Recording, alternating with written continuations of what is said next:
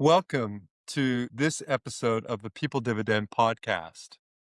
I'm your host, Mike Horne, and today we're going to dive right into an episode and explore how to create cultures where diverse teams thrive and innovation flourishes. Our guest today on the People Dividend Podcast is a true pioneer in the tech industry who has spent her career championing diversity, collaboration, and meaningful change. And you know who this is. This is Telle Whitney, a computer scientist, senior executive leader, and recognized advocate for diversity and inclusion in technology. She's the former CEO of the Anita Borg Institute and co-founder of the Grace Hopper Celebration of Women in Computing.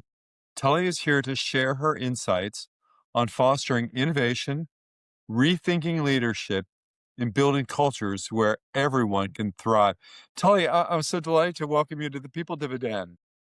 It's lovely to meet you, Mike. I'm really looking forward to our conversation. That's great. I made quite an accomplished career. I know as a leader, veteran leader in the tech industry, certainly people benefited so much from Grace Hopper and the work of the Grace Hopper celebration, Nita Borg likewise. But let's go to the central question related to today's theme. I mean, you've had an incredible career, Telle, as both a computer scientist and a leader in the tech industry. So for everyone listening to the People Dividend podcast today, our HR leaders, our people and culture leaders, our managers, our clients and former clients, can you share a bit about your journey and what inspired your work in creating more inclusive and innovative organizations? So what were the inspirations and what led to this, inspiration for your work for inclusivity? Well, I started at the University of Utah. I really literally stumbled into computer science when it was a very early field. University of Utah was one of the few schools in the nation that offered a computer science degree. And I mean, I loved it. It was really finding my home. And so I went to Caltech. I got my PhD from Caltech, and there just were not very many women around. I don't think I had quite realized what it meant to be one of the only until I arrived on the Caltech campus. And so 5 years later, when I arrived in Silicon Valley, I was really desperate to find other women working in technology. So it was systematically, I tried to meet other women, but I also, at the time, I was involved with a number of chip startups and very focused on technology overall. I mean, I still love technology. So those were the two paths of my career. Amazing. You've talked in terms of how you've rethought leadership and innovation. You've talked about the myth of meritocracy in Silicon Valley. And why do you think this belief persists, and how does it hold organizations back? I mean, particularly given your journey. Right. Early days of Silicon Valley, I actually think it was more inclusive in some ways because there were so few women. Everybody was welcomed. But I mean, if you look at Brotopia, which was a book a colleague of mine, Emily Chang, wrote, it talks about the PayPal mafia. And I do think that that set the stage for what happened in many companies in Silicon Valley, where there was this incredible bro culture. And often people believe that good ideas can only come from a single individual. It's a myth. I mean, it's a widely disputed myth. Walter Isaacson talked about the innovation, the people who achieved real innovation, and it was always a team. But it's still, people believe that there's this one person at their company that is going to determine whether or not they're successful. When you were at Caltech, did you know John Weir, the psychologist John Weir? No, I didn't. Sorry. I was in computer science. Yeah, well, John was a psychologist. He was on the staff of Caltech and certainly an educator as well. And John had a native language. He was a social psychologist, but he had a language that helped us look at subjects and objects better. And he was really known for his work in the human potential movement. So interesting. I just wondered if you had crossed paths. And another powerful idea you've shared, I mean, we talked about meritocracy and some of your views on that, is the obsession with the lone genius. And I think it's derivative from what you just spoke about. But how does that narrative impact teams? And what's the reality of how great products are actually developed? Well, many companies are formed and they continue to support this idea of the lone genius by saying this one person is going to determine whether or not we are successful or not. But as I said in my book, if you look at true innovation, it's almost always a team. And the one that I particularly like is Ed Catmull's view at Pixar, where he brought everybody to the table and they had to feel like they were peers. And you can see that creativity happens when you have people who consider themselves peers. And leaders really need to be aware of that because often, as they sit down at the table, everybody looks to them for the answers. And that is not going to get you the most creative solutions. Well, it's interesting your comments, Tele, on innovation.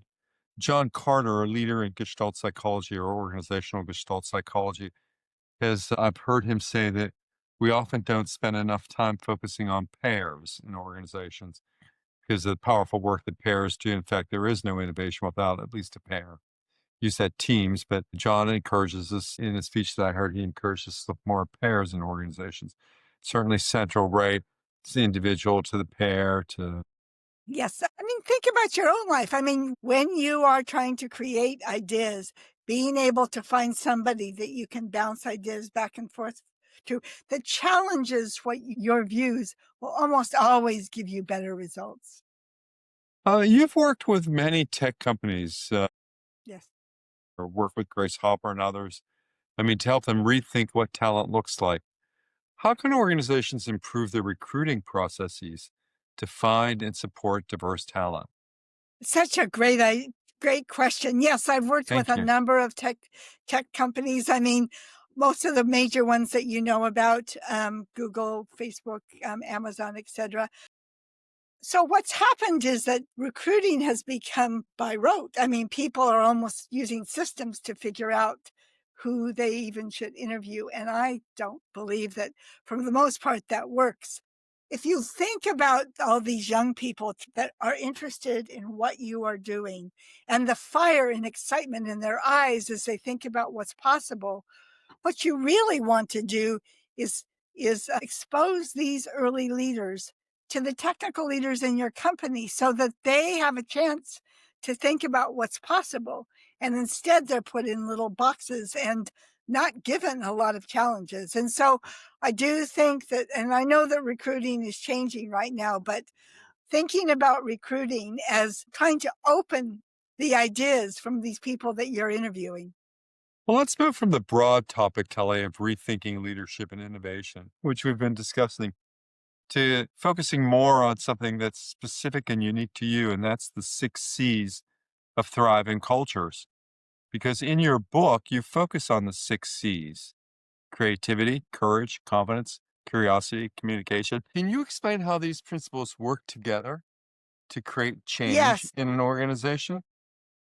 yes. I mean, I do think that they build on each other. I mean, if you think about high tech companies, but actually almost any company, what you really need is creativity. You're trying to create new ideas. And so realizing that your culture determines how creative your folks are is really important. So leaders, managers, CEOs can encourage ideas from all of their people and create places where you share these ideas, you listen to each other, and also challenge each other. I do think it's important to not just take what people say at face value.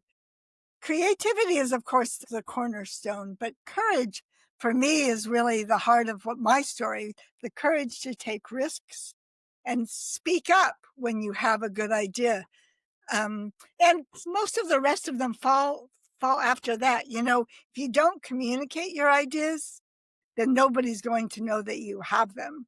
And so you have to be able to first have the idea, communicate them to your boss, which also means that you have the confidence to share the idea when given to it, when you are giving it. So all of these come together Community is really what my career has been built on. I mean, the Grace Hopper celebration is a platform where people come together and create their own community, and that helps them in their jobs. You've said that courage comes before confidence. Can you explain the difference between the two and why courage is so critical for leaders? So there's courage. I mean, my book talks about creating a culture where these characteristics show up. And I mean, think about it. Often, most people don't have the courage to speak up and give their idea. I mean, that's really what, especially women that I've worked with for years. I mean, that courage to just speak up is so important. The confidence is really part of that. I mean, as you speak up, you have to have the confidence to be able to articulate your ideas. Creating a culture of confidence is not an easy thing to do. Even if you are confident, how do you ensure that all your people are confident? It's by making sure they understand what it takes for them to get ahead. So confidence is really part of a way to get to surfacing your ideas. Well, let's come back to one of the other 6 C's, and that's curiosity. Often it's seen as an innate trait, but you argue differently. You argue that it's a skill, Telly, that could be developed. So, how can leaders foster curiosity in their teams? Also, as you think about it, curiosity is really just being open to new ideas. And what I see in many companies is they get regimented, really have the control of command and control. They tell their folks what to do. But if you're actually encouraging curiosity, that means that people are exploring all kinds of ideas and you are encouraging them to have that curiosity. You know, many of the breakthrough ideas in technology occur at the boundaries between two different technologies. My friend Mary Lou Jepson, who's the founder of Open Water, she talks about how she brings computer science, physics, double E, and other disciplines, and many of the ideas come at the boundary between those different disciplines. That's absolutely fascinating. And, as you think about the 6 C's creativity, courage, confidence, curiosity, communication, and community, there are ways that these principles work together to create change in organizations. And we've talked about that some. Are there cases where you see that there's too little of something that precludes or prohibits meaningful change in organizations? Well, yes. I mean, if you look at organizations that have this command and control of persona, then you may miss things if the leaders come in and say, you have to do it this way. And they don't allow their folks to explore different ideas. To be honest, Mike, you're going to see this a lot with AI because many of the leaders are not that comfortable with AI. And so they may come in with ideas about what they should be doing in AI, and some of the younger engineers may know a lot more about what's possible. So if they're not providing places where those ideas can emerge, I do think that in the long run, the company itself will lose. So true. As we move this into reflections and takeaways and lessons from the journey, I mean, Telly, you've worked with some of the most prominent tech companies and led groundbreaking initiatives like the Grace Hopper celebration. What's one leadership lesson that has most shaped your perspective, Telle Whitney? For me, I mean, for me, the courage to take risks has been the fundamental aspect of my story. I mean, a couple of things: going to undergraduate when I didn't know anything about computer University of science. Utah. University of Utah, joining a startup where we only had 6 months of money in the bank. We made a voice over IP processor and the Grace Hopper celebration. I mean, we had this idea about bringing women together, and the first conference was 500 people. It grew to 30,000 people, and it was because it meant a need. Women really felt like they had some to gain by attending the conference, and companies felt like they could recruit. So being open to what's possible, even when it's really scary, is what's driven me. Telle Whitney, if you could go back and give advice to yourself when you were first starting out in your career, University of Utah, the startup you just talked about, what would it be? Well, I mean, I think that taking more risks is really, when you're 25 years old, this is a great time to accept a role where it's a big idea that may or may not work, but you want to go for it. It's a great time to really try and make change. Let's move this into some actionable advice for our listeners. And for those listening today who want to create more inclusive and innovative cultures, what's one small step they can take right now? Well, listening. I mean, I think that too many leaders don't realize the importance of listening. The other part I would say is that understand your culture. So be truly honest about your culture, which means that you need to listen to the people who work for you and hear how they experience the culture. One of the things that I also would tell young engineers is to communicate. Engineers don't inherently know how to tell about their ideas, and that you have to practice. It's a skill, just like anything else. And without that, you may have ideas every day for 24 hours a day, but you will not get them out of there. Wonderful. And Telle Whitney, where can our listeners learn more about your work? So I have my website. It's tellewhitney.com. It's pretty easy to find. I have a new book. It's Rebooting Tech Culture, which is available certainly on Amazon and many other places. I am also on LinkedIn, and because of my name, I'm very easy to find if you search for Telle Whitney, and those are the best places to reach me. Okay, we'll have it all in the show notes. Okay. I'm reminded by our conversation today that Telle Whitney is a source of reminders that innovation doesn't come from lone genius or rigid systems. It comes from diverse teams, collaborative cultures, and leaders who embrace creativity, courage, and curiosity to bring in some of those 6 C's. By rethinking what talent looks like, I think what Telle teaches us and foster is that we foster environments where everyone can thrive and we create meaningful change. Telle, thank you so much for joining the People Dividend, and I invite my listeners to connect with your work.